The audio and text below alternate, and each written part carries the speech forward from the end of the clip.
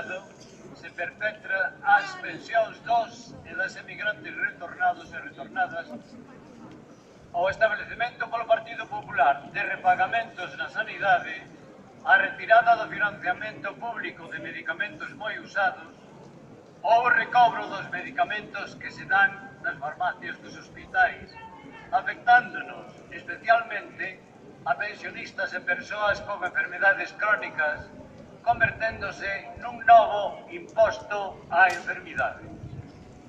Desde o colectivo de xubiladas e xubilados e pensionistas da CIGA, temos claro que debemos propiciar a movilización e a participación activa do colectivo das persoas pensionistas e xubiladas na exigencia de cambios na actual situación.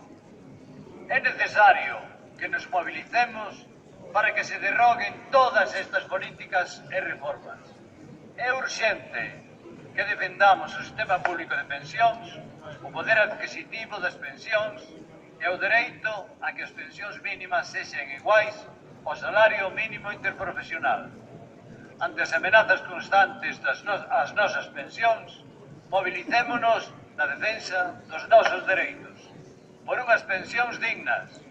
Contra a precariedade e a pobreza, recuperemos os nosos dereitos. Na Galiza, emprego, salarios e pensións dignas.